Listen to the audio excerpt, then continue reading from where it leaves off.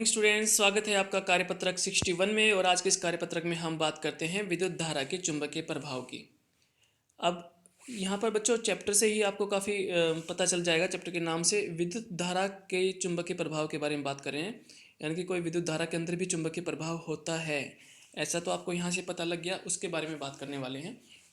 तो विद्युत धारा के चुंबकीय प्रभाव हमको तब समझ में आएगा जब हमें चुंबक की कुछ विशेषताएं पता लग जाएंगे, या हमें पता है क्योंकि हमने 6th क्लास से चुंबक के बारे में पढ़ रहे हैं। तो इसके बारे में हम अपने आप को, अपनी जो इन्फॉर्मेशन है उसको रिकॉल कर लेते हैं, उसको याददाश्त हमारी ताज़ा कर लेते हैं, ताकि हम चुंबक के विशेषताओं को लेकर पढ़ेंगे तो विद्युत धारा के चुंबकीय प्रभाव हमको जल्दी समझ में आएंगे।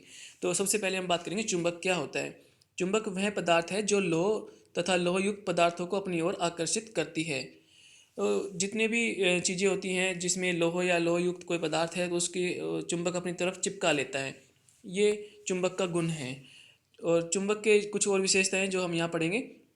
प्रत्येक चुंबक के दो ध्रुव होते हैं, उत्तरी ध्रुव और दक्षिण ध्रुव। जैसे यहाँ पर एस लिखा हुआ है, एस का मतलब क्या है, साउथ, तो ये दक्षिण ध्रुव है।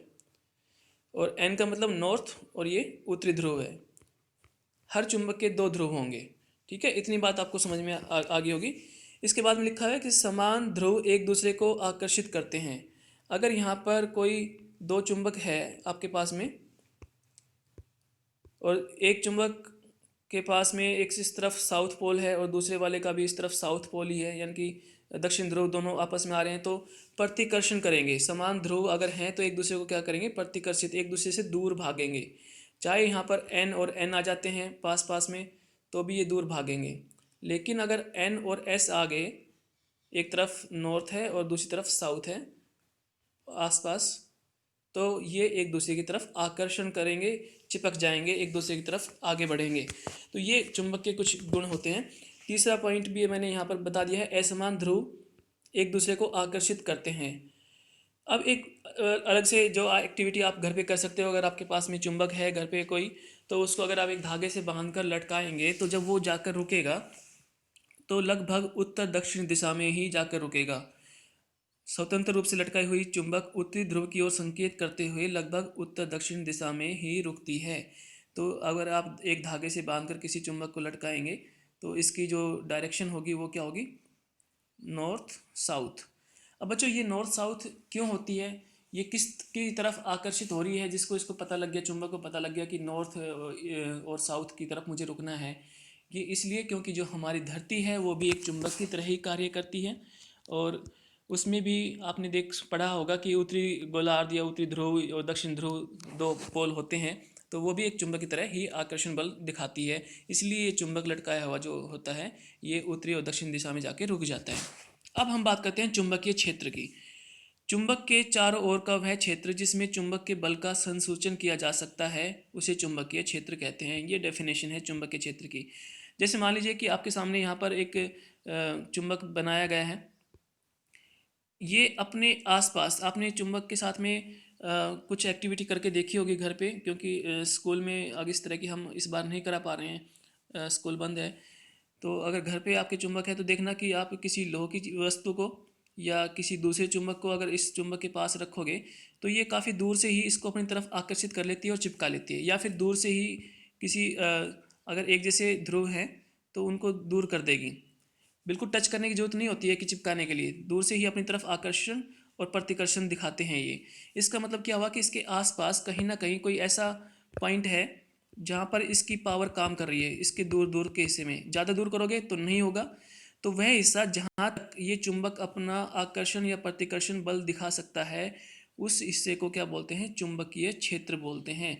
और ऐसा ही हंस क्रिश्चियन ओरिस्टिड ने बताया, एक वैज्ञानिक ने, कि जो विद्युत धारा की तार होती है जिसमें से विद्युत धारा प्रवाहित होती है, उसके आसपास भी एक क्षेत्र होता है जिससे कि वो किसी को अपनी तरफ आकर्षित कर लेती है।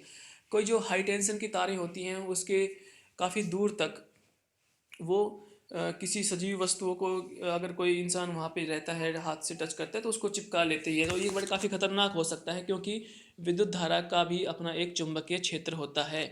उसको टच करने की जरूरत नहीं पड़ती है, दूर से ही आकर्षण दिखाते हैं।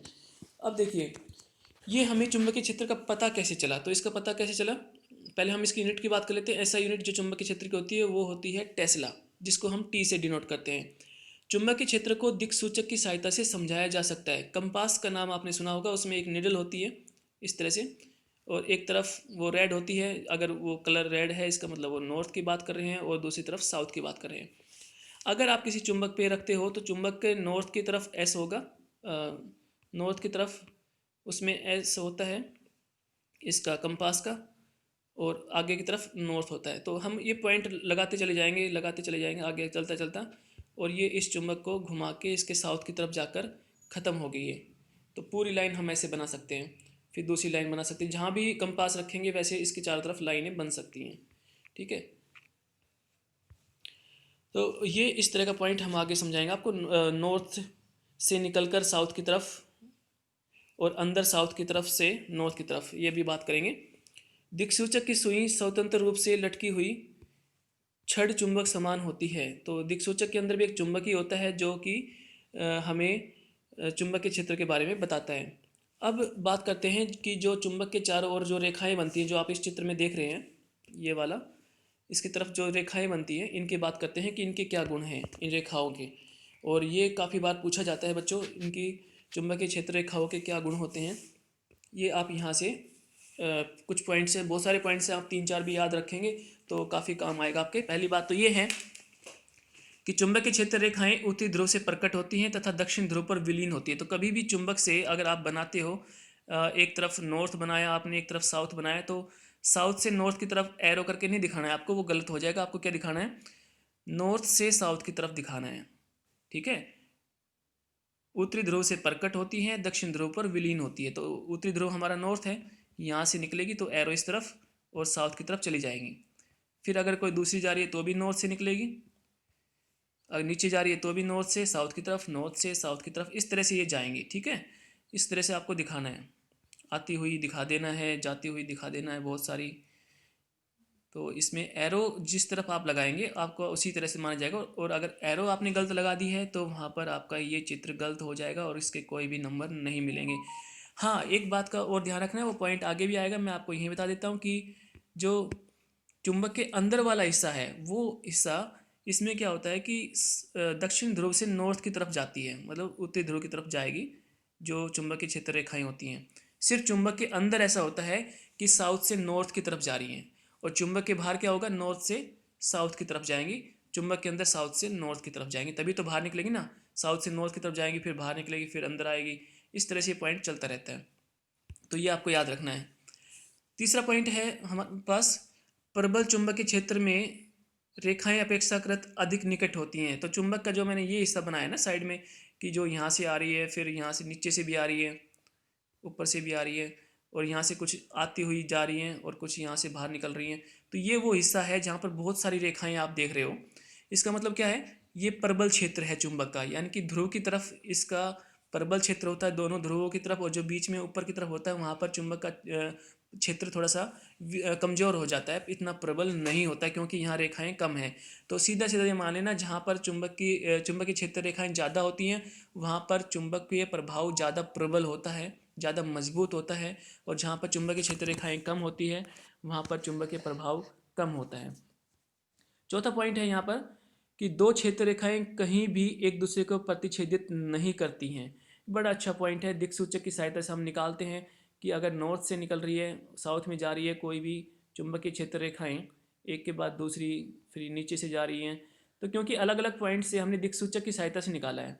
दिक्सूचक मैंने पहले बताया था कि क्या होता है, एक कंपास होता है जिसके अंदर निडल होती है, तो इसमें ये कंपास जिस तरफ डायरेक्शन शो करेगी उसी तरफ तो जाएगी ना भाई, और एक सुई है इसके अंदर, तो अगर मान लीजिए प्रतिच्छेदित करती हैं तो इसका मतलब क्या होगा, इसका अर्थ ये होगा कि प्रतिच्छेद बिंदु पर दिक्सूचक को रखने पर उसकी सुई दो दिशाओं की ओर संकेत करेगी। अब सुई एक है तो एक सुई दो दिशाओं में कभी भी संकेत नहीं करती है, जो कि संभव नहीं हो सकता, ऐसा कभी होगा नहीं। इसीलिए एक सुई एक ही दिशा में जाएगी, चाहे वो यहाँ रखी तो यहाँ से जाएगी, अगर हमने यहाँ रख दिया उसको तो यहाँ से जाएगी, तो अलग अलग बीच में रख दिया तो बीच में से चली जाएगी, लेकिन कभी भी दो दिशाओं में नहीं जाएगी। और दो दिशाओं में नहीं जाएगी तो इसका मतलब क्या है, कभी भी आपस में एक दूसरे को नहीं काटेगी। कहने का मतलब ये है कि जो चुंबकीय क्षेत्र रेखाएं होती हैं वो एक दूसरे के समांतर होती हैं, कभी भी एक दूसरे को काटती नहीं हैं। जो पांचवा पॉइंट हमारे पास में है, चुंबक के भीतर चुंबकीय क्षेत्र रेखाओं की दिशा उसके दक्षिण ध्रुव से उत्तरी ध्रुव की ओर हो जाती है। पहले क्या था, उत्तरी ध्रुव से दक्षिण ध्रुव की तरफ, और अब क्या है, अंदर चुंबक के अंदर दक्षिण से उत्तरी ध्रुव की तरफ। छठा पॉइंट है, चुंबकीय क्षेत्र की प्रबलता को क्षेत्र रेखाओं की निकटता की कोटि से दर्शाया जाता है। तो ये बात हमने यहाँ पर कर ली थी प्रबल क्षेत्र के बारे में, कि चुंबकीय क्षेत्र जितना ज़्यादा प्रबल होगा उसका मतलब क्या है कि चुंबकीय क्षेत्र रेखाएं वहाँ पर ज़्यादा हैं, उनके पास वो ज़्यादा नज़दीक हैं। जितनी नज़दीक चुंबकीय क्षेत्र रेखाएं होंगी उतना ही प्रबल होगा, जितनी दूर दूर होंगी उतना ही वो कमज़ोर चुंबकीय क्षेत्र माना जाएगा। तो ये बातें आपको चुंबकीय क्षेत्र रेखाओं के बारे में ध्यान रखनी है। अब आगे चलते हैं बच्चों, हम बात करते हैं, एक तो अगर आपके घर में चुंबक है तो इस तरह का आप एक्सपेरिमेंट या एक्टिविटी आप खुद कर सकते हो। घर में कुछ अगर आयरन पाउडर है, आयरन डस्ट भी बोलते हैं उनको, या फिर जो कंस्ट्रक्शन के समय जो बजरी, जिसको रेत बोलते हैं या बजरी बोलते हैं, उसमें अगर आप चुंबक को कुछ देर के लिए रब करोगे तो आपको पता चलेगा कुछ ब्लैक कलर के कुछ पार्टिकल्स उसके ऊपर आकर चिपक गए हैं। तो वो इस तरह से देखो, इसमें लाइन सी बनी हुई है, नॉर्थ से साउथ की तरफ अलग अलग लाइनें से बनी हुई है, और यहाँ पर बहुत सारी इकट्ठी हो रही हैं। ये बिल्कुल वैसा ही एक हमारे पास में प्रदर्शन करेंगे जैसा इस चित्र में दिखाया गया है। तो ये आप चुंबक के क्षेत्र देख सकते हो कि इस चुंबक का कहाँ तक है। जहाँ तक ये अपने आसपास किसी को अट्रैक्शन कर रहा है, आकर्षण कर रहा है, उतना ही इसका चुंबकीय क्षेत्र होता है। और विद्युत धारा के अंदर जो बताने वाला था वो कौन था, हंस क्रिश्चियन ओयस्टेड पहले व्यक्ति थे जिन्होंने पता लगाया कि विद्युत धारा चुंबकीय क्षेत्र उत्पन्न करती है। ये पहले इंसान थे। तो इनका एक हम नियम पढ़ लेते हैं जिसके बारे में यहाँ बात करेंगे, जिसका नाम है दक्षिण हस्त अंगुष्ठ नियम। दक्षिण हस्त अंगुष्ठ दाहिने हाथ का अंगूठे का नियम है। इस नियम के अनुसार आपको चित्र में दिख रहा होगा बिल्कुल साफ, इसने अंगूठा नीचे किया हुआ है और अपने उंगलियों को बंद किया हुआ है। देखो बच्चों, इसमें क्या है कि जिस तरफ अंगूठा है उस डायरेक्शन को इसने क्या मान लिया, विद्युत धारा की, विद्युत धारा इस तरफ प्रवाहित हो रही है। और जो उंगलियां की जो डायरेक्शन है आगे की तरफ, इसका मतलब क्या है कि ये चुंबकीय क्षेत्र, यानी कि कोई चुंबक है इस तरफ से, चुंबक नहीं, एक वायर है, और अगर इसमें विद्युत धारा ऐसे आगे चल रही है, ठीक है, दाएं हाथ को अगर अंगूठा आप बनाते हो, अंगूठा आगे है और आपने इस तरह से इस पर उंगलियां लगाई हुई हैं पीछे की तरफ, तो इस तरफ चुंबकीय क्षेत्र रेखाएं घूमेंगी ऐसे, और चित्र में भी दिखाया गया है यहाँ पर साफ साफ। तो कल्पना कीजिए कि आप अपने दाहिने हाथ में विद्युत धारावाही चालक को इस प्रकार पकड़े हुए हैं कि आपका अंगूठा विद्युत धारा की दिशा की ओर संकेत कर रहा है। तो जो अंगूठा है वो किस तरफ संकेत कर रहा है, विद्युत धारा की ओर। तो आपकी उंगलियां चालक के चारों ओर चुंबकीय क्षेत्र की रेखाओं में दिशा में लिपटी होंगी। तो जिस तरफ ये एरो दिख रही है ना, एक सर्कल बना के एरो दिखा रखी है ऐसे, इस तरफ ये आपके चुंबकीय क्षेत्र के घूमने की दिशा होगी। चाहे बहुत सारे चुंबकीय क्षेत्र हो, कितने भी आप बना लो यहाँ पर, सबकी जो दिशा होगी वो बाएं से दाईं तरफ हो जाएगी। और अगर आप ऊपर की तरफ लेते हो, अंगूठा ऊपर रखते हो, विद्युत धारा ऊपर जा रही है, तो दाएं से बाईं तरफ हो जाएगी, इस तरफ। ठीक है, इस तरह का पैटर्न आपके सामने आ जाएगा। ये डिपेंड करता है कि आपने अंगूठा किस तरफ किया हुआ है। ऊपर किया हुआ है तो दाएं से बाईं तरफ चुंबकीय क्षेत्र रेखाएं जाएंगी, और अगर नीचे किया हुआ है तो बाएं से दाईं तरफ चुंबकीय क्षेत्र रेखाएं जाएगी। आप अभी अपने हाथ को करके देख सकते हैं। इसके बाद में आगे बढ़ते हैं। इसमें लिखा हुआ है कि सीधे चालक से विद्युत धारा प्रवाहित होने के कारण चुंबकीय क्षेत्र, सीधे चालक से एकदम बिल्कुल तार सीधा है हमारा, ठीक है। तो इसमें किस प्रकार चुंबकीय क्षेत्र रेखाएं प्रवाहित होती हैं। चुंबकीय क्षेत्र चालक के हर बिंदु पर संकेती वृत्तों द्वारा दर्शाया जा सकता है। तो इसमें बहुत सारे वृत्त हैं। अगर आप इसको थोड़ा बड़ा करके देखेंगे तो पता चलेगा कि जो एरो है वो नीचे की तरफ लगी हुई है यहाँ पर, और ये इसके घूमने की दिशा है ऐसे, इस प्रकार से, ठीक है। चुंबकीय क्षेत्र की दिशा दक्षिण हस्त अंगुष्ठ नियम या दिक्सूचक से दी जा सकती है। चालक के नज़दीक वाले वृत्त निकट निकट होते हैं। तो जितने चालक के पास, यानी कि तार के पास के जो वृत्त बनेंगे वो बहुत ही पास पास बनेंगे। जितना जैसे ये पहला वृत्त है, दूसरा इसके बिल्कुल टच में बनेगा, तीसरा भी बिल्कुल थोड़ा सा टच में बनेगा, फिर धीरे धीरे ये दूर होते चले जाएंगे, इनके बीच में गैप बढ़ता चला जाएगा, बहुत बड़ा गैप होता चला जाएगा। ठीक है, इस तरह से ये पॉइंट दिया हुआ है। और चुंबकीय क्षेत्र किसके अनुकूल होता है, किसके समांतर होता है, किसके समानुपाती या व्युत्क्रमानुपाती होता है, ये यहाँ पर एक नियम से दिया गया है। चुंबकीय क्षेत्र विद्युत धारा की शक्ति के समानुपाती होते हैं। इसका मतलब बच्चों ये है कि विद्युत धारा की शक्ति जितनी ज़्यादा होगी उतना ही ज़्यादा वहाँ पर क्या बनेगा, उसका चुंबकीय क्षेत्र बनेगा। मैंने बात की थी हाई टेंशन तारों की, जिसमें से बहुत तेज़ करंट फ्लो करता है, विद्युत धारा बहती है हाई वोल्टेज की, तो उसमें चुंबकीय क्षेत्र उतना ही ज़्यादा होता है, यानी कि वो काफ़ी दूर से किसी वस्तु को अपनी ओर आकर्षित कर सकती है। और अगर विद्युत धारा की शक्ति कम है तो चुंबकीय क्षेत्र भी कम हो जाएगा, उसके समानुपाती होता है।